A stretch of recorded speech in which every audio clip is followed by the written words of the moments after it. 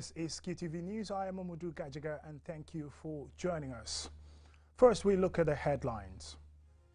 As the parliamentary election nominations continue, we look at the process at one nomination venue as 3 National Assembly aspirants came to submit their documents. As part of events marking International Women's Day, the Ministry for Gender, Children and Social Welfare on Tuesday presented over $2 million worth of checks to 24 women's groups under the Women's Enterprise Fund. Also marking International Women's Day, the National Center for Arts and Culture today launched the Network for Women in Art. Orientation for 35 youths in agro-food processing was held over the weekend at Tinkejo village in Tumanna district in URR. And in sports news, the Gambia Secondary School Sports Association has suspended 12 schools from participating in this year's Inter-Schools Athletics Championship set for this weekend at the Independence Stadium in Bakau.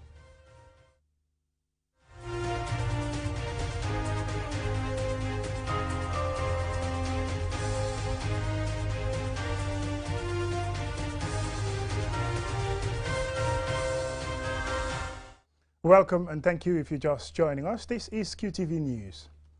As the parliamentary election nomination continue, we observed the process at one IEC nomination venue as 3 Gambia Democratic Congress GDC National Assembly aspirants came to submit their documents at the Kanifing IEC office in the KMC administrative area, and we learned what happened the day after when nominations had been scrutinized by the IEC. Our reporter Jibintu Drame observed it all and she tells us more. This was the third of the parliamentary election nominations as NAM aspirants hoping to gain seats in the National Assembly. The 3 aspirants from the GDC, Modu Jain for the Serekunda West constituency, Ibrahim Nyang for Latrokunda Sabiji, and Modu Ibrahim Cham, alias MC Cham Jr., submitted their documents. Modu Jain, the aspirant NAM for Serekunda West constituency, was short of the required 300 voter signatories from his constituency. IEC officials instructed him to return once he has the correct number of signatories for his application to be verified and accepted. I have high hopes that I am going to win this time around.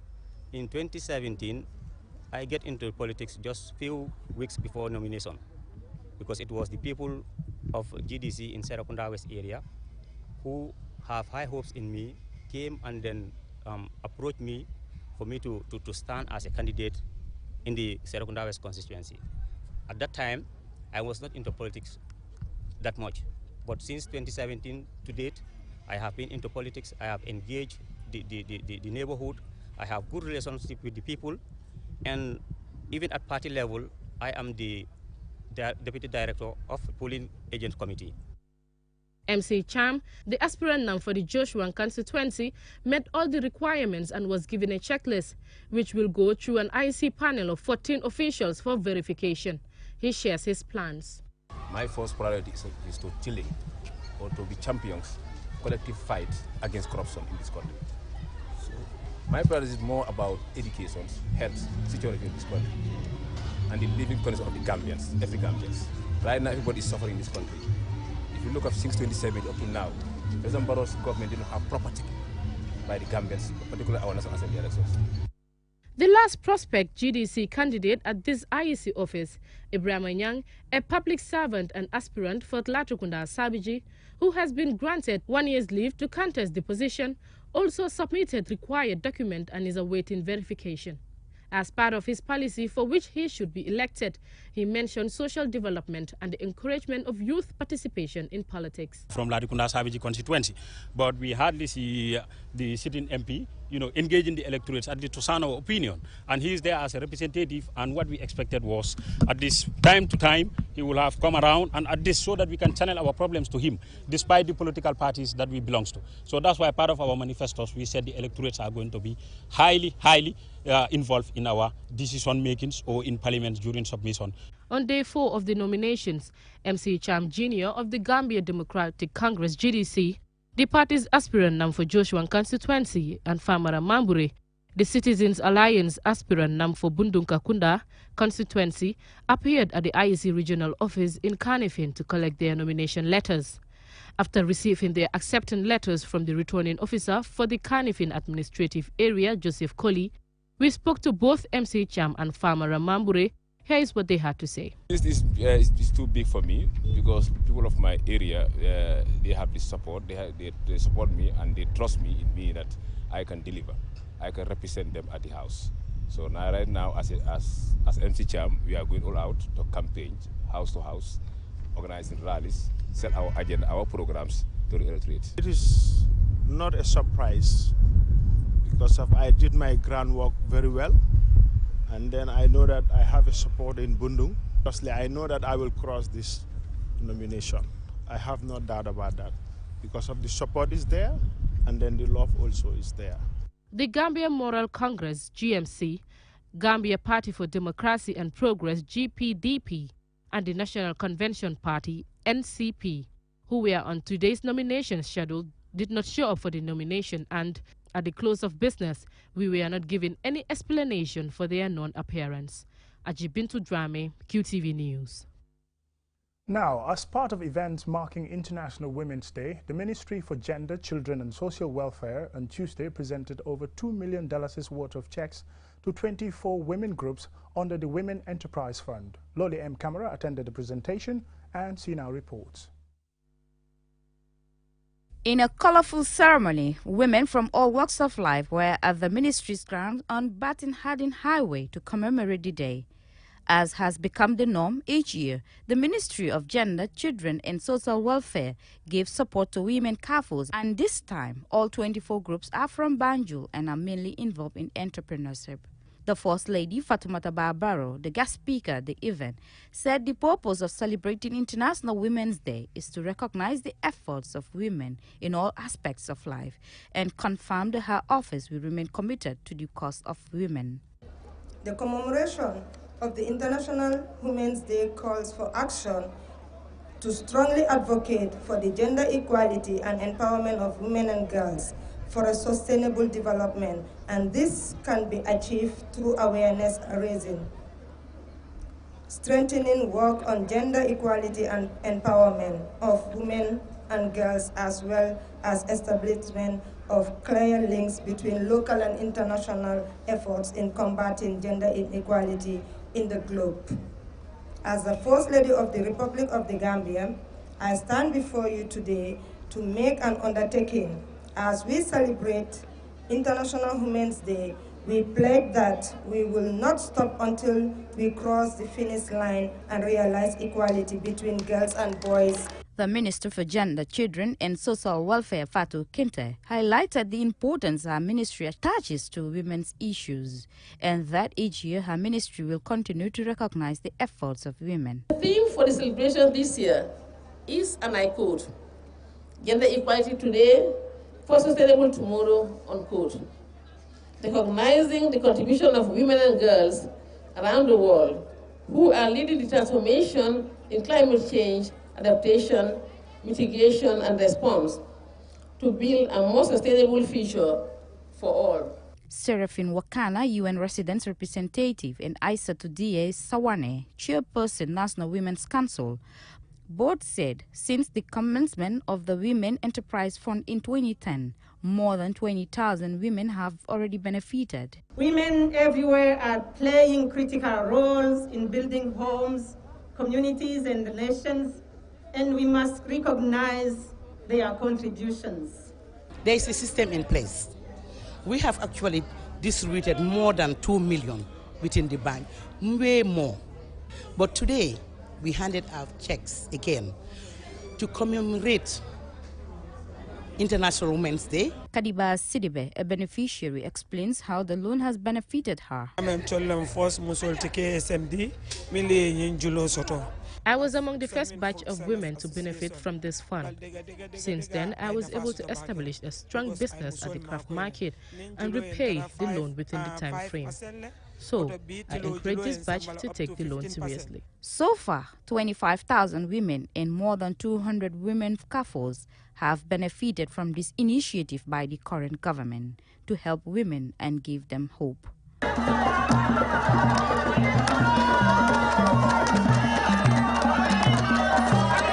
For QTV News, Lolly M. Kamara. Also marking International Women's Day, the National Center for Arts and Culture today launched the Network for Women in Arts to connect, interact and celebrate women in arts and recognize their significance in society. Abibatu Sise has more. International Women's Day is a global day celebrating the social, economic, cultural and political achievements of women. The launching of the Network for Women in Arts at the National Center for Arts and Culture brought together women in fine arts, performing, creative and visual arts such as photography, painting, poetry, handicraft and music. The network seeks to enable women in arts to exhibit their artistic works, performances, marketing and networking. Hasum Sise, the Director General of the National Center for Arts and Culture, says Gambian women are excelling in arts and culture and deserve to be celebrated.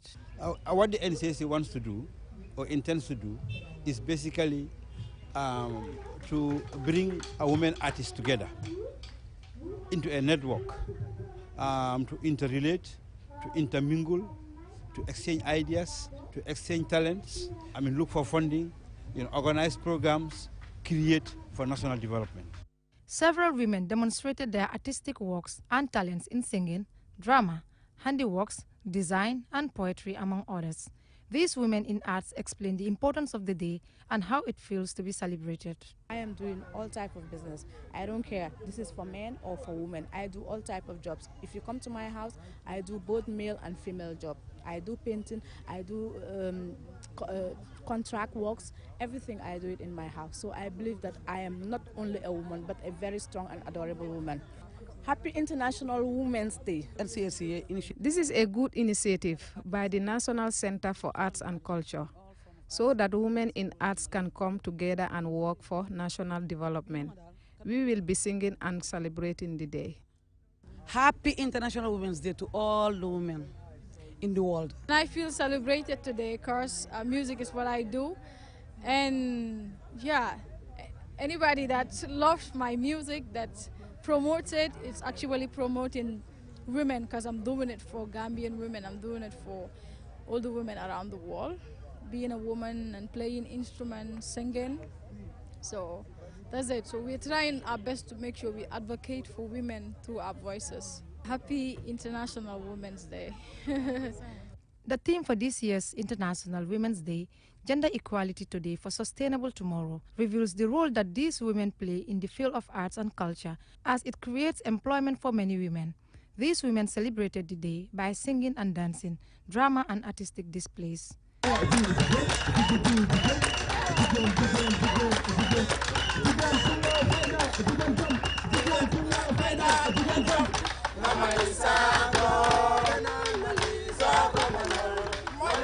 For QTV News, I am Abibatu Sise. Well, happy International Women's Day to all women around the world. It's because of women, we men are who we are today. So fantastic. We are going on a short commercial break, and when we return, we still have some more news for you. Modu came in to buy some bathroom floor tile, but once he laid eyes on our basins, he fell in love with a stunning basin and with a breathtaking faucet. With a brand new mirror too, at a bargaining price. So, I got a bathtub too. Oh yes, he picked up a bathtub too. It's Batty Days time at Battymat. Enjoy exceptional discounts up to 70% on all our product families. From March 5th to 19th, you're going to splurge. Battymat, everything for construction, from foundation to finishing. International Women's Day. When women are empowered, they change the world. Break the bias. Kill self. Sunubas. We innovate, others follow.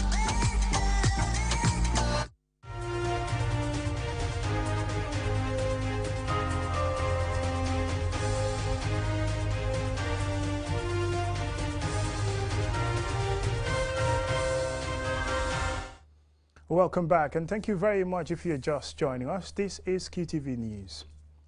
Orientation for 35 youths in agro-food processing was held over the weekend by the Tumanna Agency for Development, TAD, a youth-led organization. Alhaji A.F. Jallo reports. Tumanna Agency for Development is a youth-led organization that aims to enhance food and nutrition security and sustainable development for rural communities in the Gambia. The event is preparing these youth ahead of 4 months intense training on agro-food processing. Mohamed Drame, the executive director of Tumanna Agency for Development, says his agency's objective is to contribute to closing the gap of youth unemployment. The vision for the agency, that's Tumanna Agency for Development, is to provide decent job for all. In doing that, we partner with development agencies, donors, and other international organizations to provide job skills training, livelihood skills, and other development initiative for the young people, women in the rural Gambia. Today events mark one of the major milestones in achieving that vision. We have organized a day orientation ceremony for 35 Gambian youths from URR, CRR, others come from West Coast region who are supposed to be trained in 4 months, starting this month, March 2022 to June, 4 months center-based training. Jenaba Konjira, a beneficiary, said the training will help increase her skills, adding that she will use the knowledge gained to support her parents in gardening.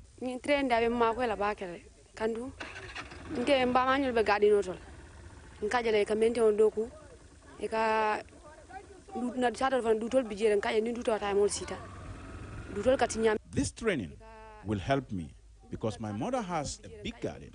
She grows a lot of vegetables, and during the mango season, a lot of mangoes get spoiled due to a lack of knowledge in processing.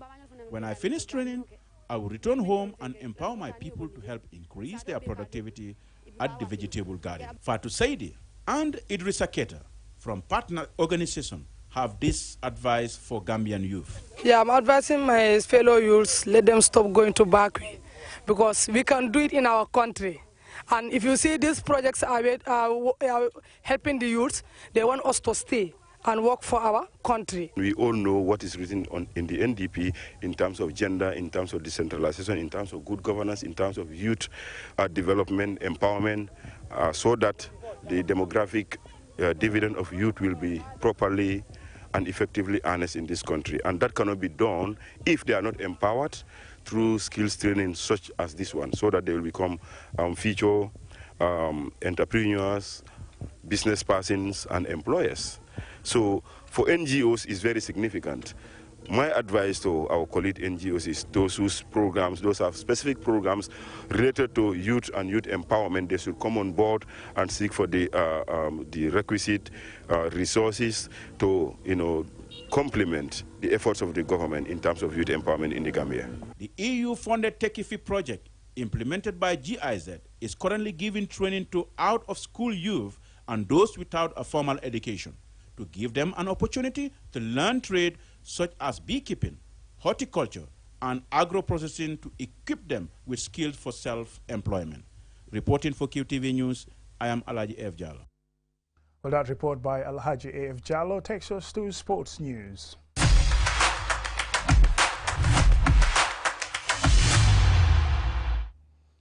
In sports, at a press conference ahead of this year's event, the Gambia Secondary School Sports Association suspended 12 schools from participating in this year's Inter-Schools Athletics Championship due to a range of infringements, including fielding ineligible competitors.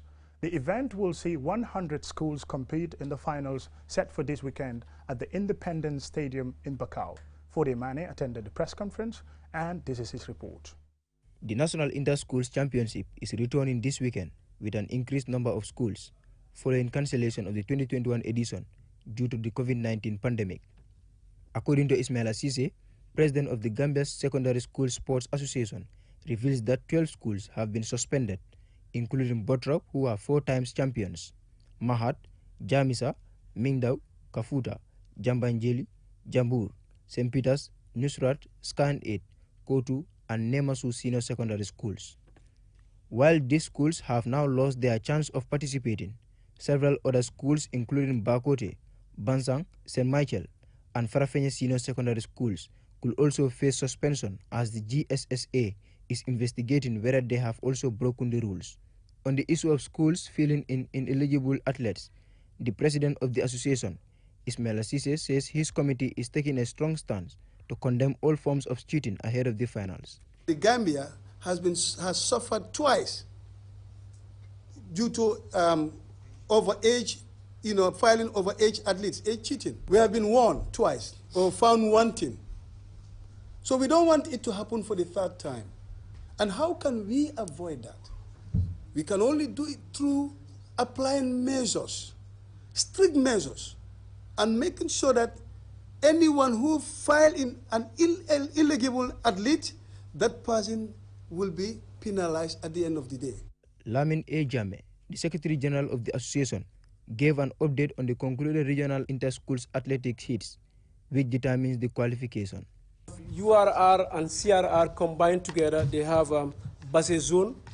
We have Farafenye zone where we have the North Bank and LRR combined together.